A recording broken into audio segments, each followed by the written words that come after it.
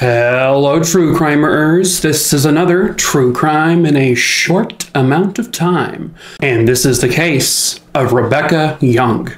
Viewer discretion is advised.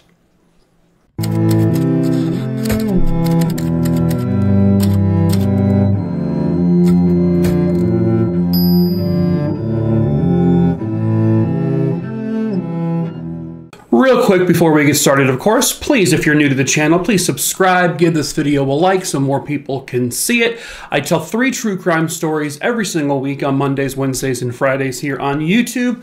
I also tell short form true crime stories daily over on TikTok. The links to my TikTok page will be up here at some point in the beginning and at the end, and I'll also have it linked in the description of this video below in the link tree, which is where you can also find my Discord server. Please feel free to join it, but be over the age of 18. I also sell merch like the Cuckoo Kachoo Wackadoo shirt. In that link tree, we ship all over the world. And then what else? What else is there, Mike? I don't know. Oh, if you have a case you want me to cover, please email me. That's also listed below, or it's makingatruecrimerertwo.com. Just email me the name of the individual, where it happened, when it happened. I'll add it to the list. There's like 5,300-ish names on there at this point.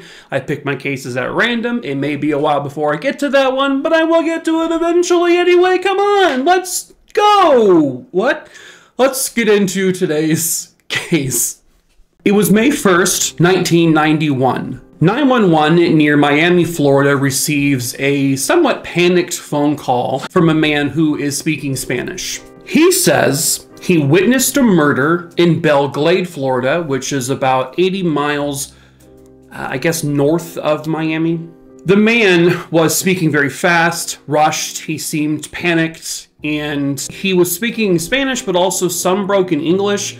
The dispatcher didn't really understand what he was saying, and so she gave him over to another, I guess a detective who spoke Spanish, and he took over the call. So the unknown caller identifies himself only as Antonio. He said several days to like a week prior, he was a witness to a very brutal, horrific murder. This man, Antonio, they don't even know if that's actually his real name or not. That's just what he said his name was. He said he was hunting in a sugarcane field, and I guess this is illegal. And so I don't know what he was hunting for in a sugarcane field. As he's walking outside of the sugarcane portion, and by the way, the majority of the photos you're seeing in this are from the episode of Unsolved Mysteries that this case initially aired on. There really isn't many actual photos, like, at all. But as he's walking down this path, he says he hears a vehicle driving like far behind him. He looks behind him, he sees a pickup truck or something along those lines. And so he rushes into the sugarcane field because he doesn't want to get caught hunting because he has a gun with him. And so he suspects he can get in some serious trouble. So he runs and he hides in the field, and then he sees the vehicle pull up closer to where he is. And now he realizes that this is actually a blue Ford Bronco. The car stops just outside of his view, and a man gets out and then a woman gets out. The woman appears to be panicked and screaming, and she is yelling, and the man is yelling back at her. The caller says that the woman keeps calling this man Ricardito, but that's the only name that he actually hears. These two are arguing, and the caller says he thinks they're arguing about drugs and money being owed for drugs purchased or something along those lines. The woman tells the man, "I don't have the money yet. I'll get it soon, but I don't have it." That's when another man comes out of the Bronco and begins to walk behind the woman. And now she's basically arguing with 2 men. So the caller identifies the first man that came out of the vehicle with this woman. He says that he believes that man was Mexican. And then the second man that came out, he believes was possibly Cuban. The 3 of them are arguing, and then the man who may be Cuban kind of grabs a hold of this woman, and she is an African-American, younger female. And all of a sudden, the other man takes out a machete, and, you know, he begins, like, you know, wielding it at her, and she's freaking out. She's screaming, of course, and she's screaming, "Ricardito, please don't kill me, Ricardito, please don't kill me." But then he takes this machete and he begins just wailing on her and cutting her up and slicing her, and eventually she falls to the ground, and the guy just continues to hit her with this machete until, I mean, there's blood everywhere, and she eventually stops screaming, she eventually stops moving, and she's dead. The caller says he then sees the two men drag the woman kind of away in a more hidden location, and the caller says he dropped down to his knees, he's like putting his hand over his mouth, and he's like still as can be, because he doesn't want them to find him and kill him, because he just witnessed what he just witnessed. He notices the two men get back into the Ford Bronco, and it peels away, and as he's noticing the Bronco drive away, he sees a license plate, and he can remember seeing a number 7 and a number 2, but he can't remember the entire number. He then waits several minutes before he really moves again, because just out of fear. He then gets up and he books it. He runs away. He waited several days, close, maybe even up to a week, to even call police, because he was scared, according to him. He was nervous that, you know, one, he would get in trouble for why he was out there in the first place, and two, what if the people found out he called and knows that he saw, and maybe they'll go after him next. Again, this is all allegedly according to the caller. This is what his thoughts and beliefs are. The caller told the detective that you could find the body still, hopefully. It's by a building that looks and is shaped like an ice cream cone, like a big ice cream cone. And it's probably like, it's not right next to it, but it's kind of down the road from that ice cream place. So the detective basically begins to, you know, think about buildings in that area, you know, in the Belglade area that looks like an ice cream cone, and he realizes there's a place called the Twisty Treat. The Twisty Treat is literally shaped like an actual, like, swirled ice cream, you know, cone. And so he goes there, and he notices about a mile-ish down the road, there is a big sugarcane field. So he drives towards it, and he begins to kind of just slowly kind of go back and forth down where these sugarcane fields are, when he finally notices kind of off to the side amongst some tall grass, just what looks like just a big blob. And he couldn't really tell what it was from there. So he gets out of his car, he walks closer, and it is a body. The body was already in a pretty advanced state of decomposition. In fact, like the bones on her fingertips were already starting to basically show. They couldn't identify, you know, the race of this woman because of how badly decomposed she was. There really was no way of identifying her based on her face because it was just so far gone. And her body was just, I mean, it was pulverized. I mean, whoever did this just absolutely attacked her. They had no regard for human life. They had no regard for this person's life. They just brutally killed this woman.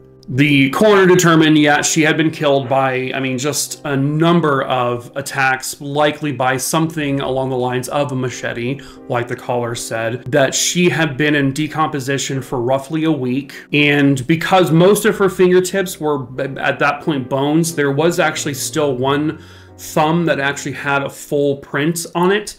So they took that print and they ran it into their system. The print would lead them to a 21-year-old woman named Rebecca Young. Rebecca Young had already gone through kind of a rough life. When she was 12 years old, her mother was also brutally murdered. And after that, she would move in with her aunt, and her aunt became her mom, essentially. She was really close with her aunt. They were really good friends. She would describe Rebecca as like this really kind of quiet, shy, very peaceful young woman, but certainly was also not far removed from trouble herself.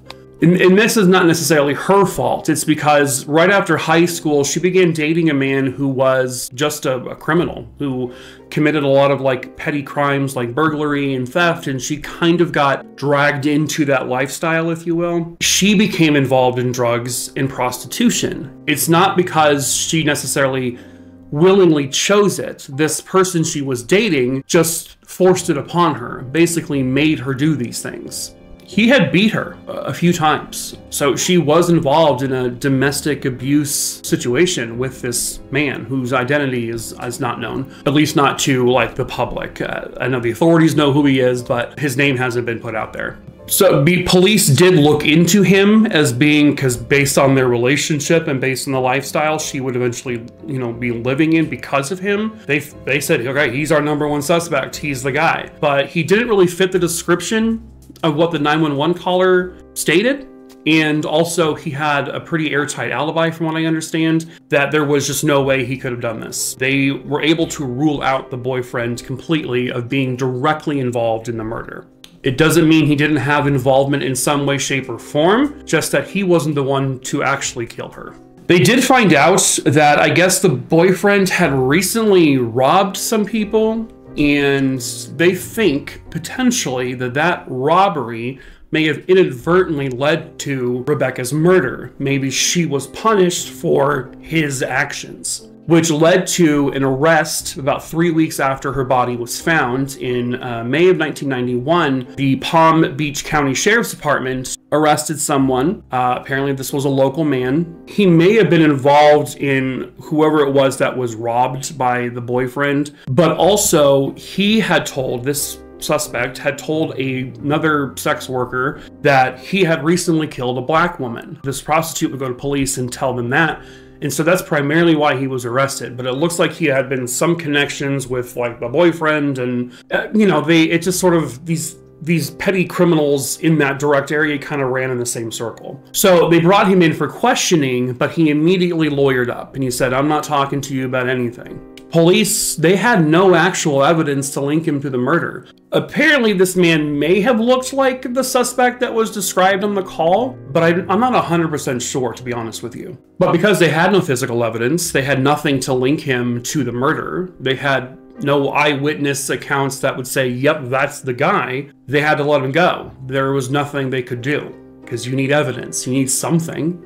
All they had was a sex worker saying that this guy had talked about how he had recently killed a black woman. But also this story was in the news, so maybe he was just bragging to scare this sex worker into doing whatever he wanted her to do. It's possible. You know, despite all of it though, just given who the guy was and his connections to everything and the fact that he did say he killed a black woman, police do believe that he may have some involvement in this. The 911 caller did again state that the woman kept calling this man Ricardito. Apparently that was not this guy's name, the suspect they had. They've never found anyone with that name that they could connect to this. So they don't know if that's really the guy's name, but they also don't know who the 911 caller is. They don't know who Antonio is. Antonio has never come forward. Antonio called from a payphone, so there was no luck there tracing it back to an address or anything. They don't think Antonio necessarily had anything to do with this because, you know, his 911 call to them seemed very legit, seemed very panicked. Basically, if he was involved directly in the murder, why would he call and report it? That it wouldn't make much sense. Maybe he felt guilty and wanted them to find her body, possibly, but it doesn't sound like someone who would do this kind of thing to her would ever feel any kind of guilt about what they did. So it kind of makes you question, is Antonio really just an innocent bystander, or did he have any involvement directly in this murder? I lean more towards innocent bystander. Police have always wanted to reiterate to this Antonio person, that if you're still out there, that you're not really considered a suspect or a person of interest in the murder.